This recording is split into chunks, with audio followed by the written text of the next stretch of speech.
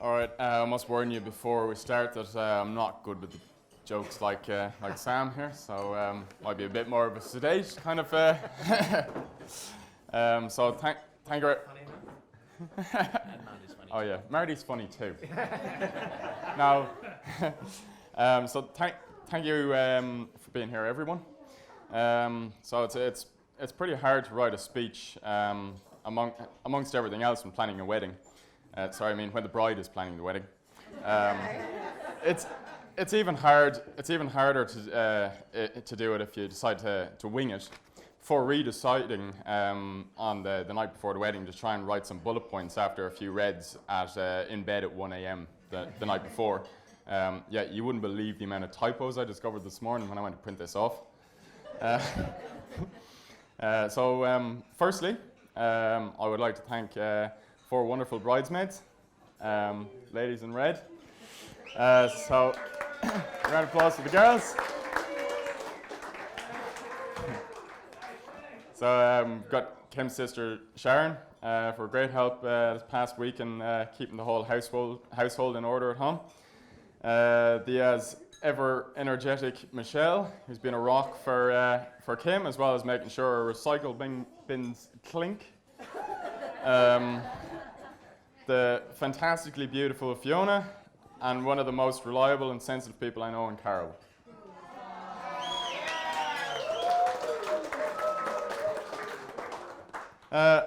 Also want to thank the boys, all very different, as Sam pointed out, but such good mates we've become in recent years, except Kieran. I just can't get rid of you, can I? You know, he actually followed me to Australia just to annoy me. Yeah. No, only joking. I've many friends in this room, but here's one that has stuck with me the longest that's here. So thank you very much, mate.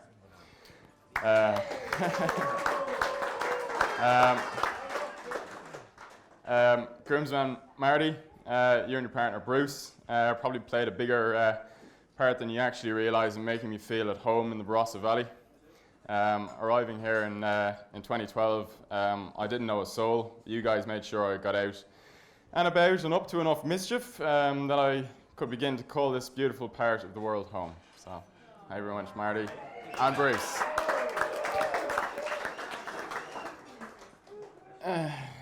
Scotty, you have to be one of the kindest-hearted and most willing guys to help that I know, and I think that comes out in what you've obviously been well matched to Catherine and what she's managed to organise today with Nero. So yeah, big thanks to Catherine and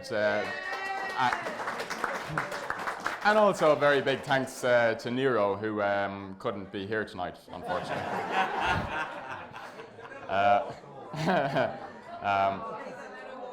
They don't make them like you anymore, mate. If you want something done, you need a helping hand. Scotty's your man. My best man, Mr. Sam Hayes. It's a privilege to call you a mate, work beside you every day, and lean on you when I need a chat or help with something. So thanks very much for everything you've done. Cooked some mean steak on the barbecue. He's been absolutely tremendous support to myself and Kim over the last number of years. Anything and everything, I think I remember saying to him one day, you probably wish you had a normal employee. So thanks very much, mate.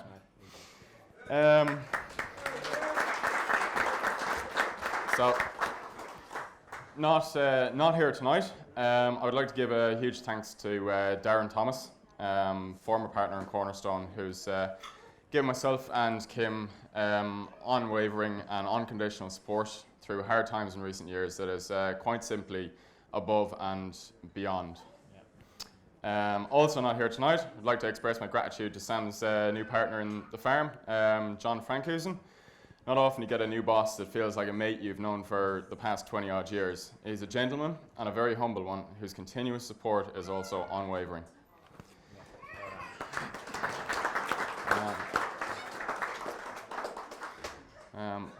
By the way, I'm reading this, right? I didn't proofread this morning, so this is the first time that I've heard this since I wrote it last night at 1 a.m. in bed after well, at least a bottle of red. So as I'm reading this, I'm going, oh, did I write that? So I'll begin the next sentence, and we'll hope for the best. So the next part apparently was a bit hard to write. I must confess. Oh no, this makes sense. I must confess that I love my now mother-in-law, Rosie. Without her being here today, and when I was writing this last night, I still had in my head that this was only a 50-50 chance that she was going to get here by hook or by crook today. So thank you for thank you for all your support, Rosie. Thank you for being here, and thank you for raising such a fantastic daughter. Oh, and well, two fantastic daughters. But one very special one. I want to thank photographer Erin, as well as Jodie and Carol for their part in organising the photography, and all the other bridesmaids had part in that to play as well. So thank you very much. Also want to thank our videographer Chris over there, the cameraman, and his guys, Ewan and Alan. Andy. Sorry, Andy. So thank you very, very much, guys. It was very unbelievable gesture. Thank you. And also for Sharon's part in organising that, because I believe she made the first contact. The ceremony at Yalumba is not a common event to take place there, and I would like to thank Mr. Robert Hill-Smith and all his staff, especially Steve Linder and Wendy, for allowing myself and Kim the special opportunity to exchange our vows in such a magnificent location.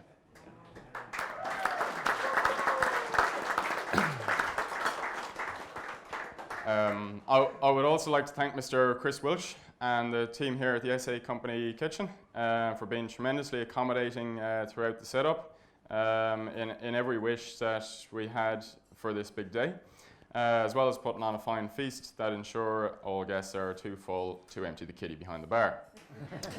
So, sure you're working on it. I'd also like to thank Minister Mr. Matthew Hunter for marrying me to this gorgeous girl. And so, look, there's clearly a few very special people not here today. So we've obviously Kim's dad, Larry, and who the longer we're together and the better I know Kim, the more I wish that I could have met my father-in-law.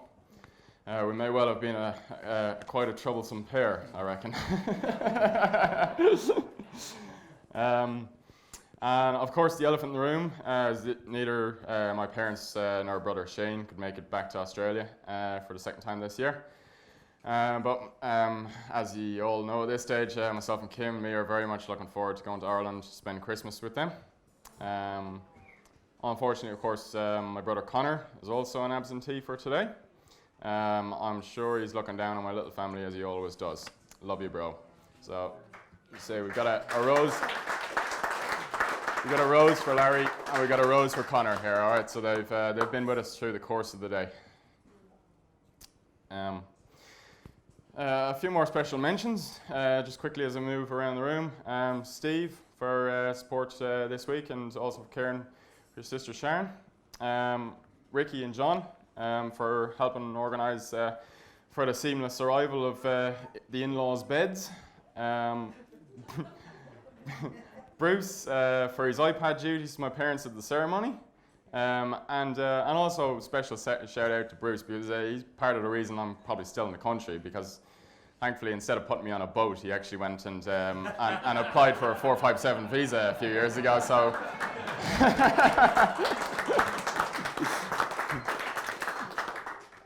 Also, special thanks to Brad and John Mann for the help in moving the stuff across from Yolumba today.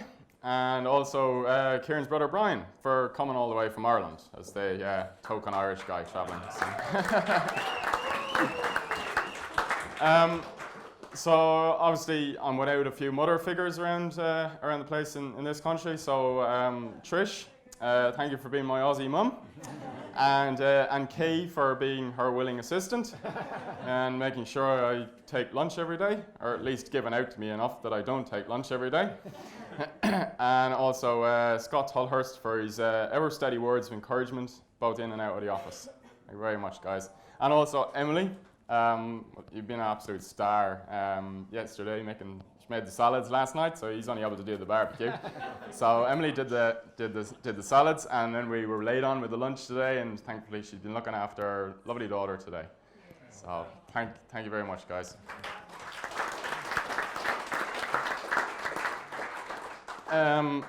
Peter Wild for getting proceedings underway earlier today, and both Jeanette Wild and Deb Mitchell, as touched on before, as godparents to Mia, been tremendous supporters of Kim over the last number of years.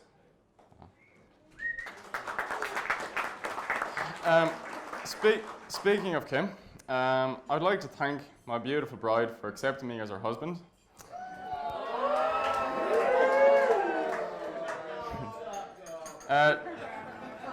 Schnitty night one Thursday, what was it, 21st, 22nd of December, about 3 years ago. It was actually the night, it was supposed to be the end of the world. Oh no, this was the next night. So the following night, I came back to the pub and it was the end of the world. Remember that? I'll tell you what, it was a great chat-up line. You know, it's the end of the world, I'm here, you know. Yeah, so well, she resisted me for a while, but I took her for a glass of wine. Yolumba's scribbler down at Wanera, and kind of started to make the moves, and I told her I wanted to whisk her away somewhere, and she got very nervous. She thought I was going to kidnap her, I think. So I ended up bringing her up, and we had our I suppose our first kind of date up the back of Cornerstone, up the top of the hill, and we laid out a picnic blanket and we watched the sunset. So, but she still wasn't sure about this dodgy Irish flyby. Wasn't giving me much of a look in. So. Yeah, so I just sent her a big bunch of flowers. And it worked. I mean, who'd have thought it? Just send them flowers. So, our first proper date then, right? Well, this was official. This wasn't secret anymore. We go to Shakespeare in the Vines, right? Who do we run into? Marty and Bruce. I mean, just what you need, a middle-aged gay couple on your first date. Oh, and he was drunk. Yeah, and the first thing he's oh, that's that.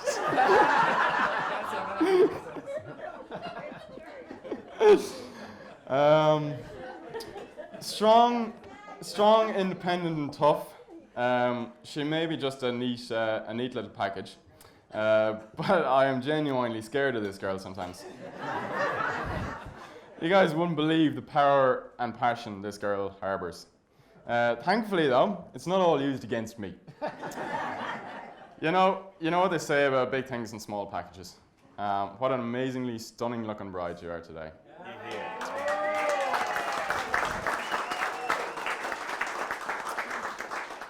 In fact, I've noticed you around. I find you very attractive. All right, later. I knew I loved you after a few weeks, and I knew it was going to be a never-to-be-broken love the day you told me you hurt your ankle. Hey, it has not been all plain sailing. we've been through more than most go through in a lifetime. I believe it has only succeeded in making us stronger and stronger, to the point that I am certain that I love you even more today than I did yesterday, and I will love you even more tomorrow.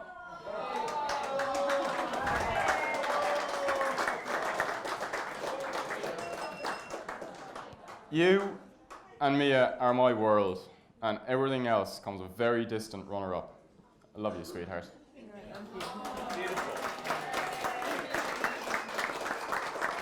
Thank you very much.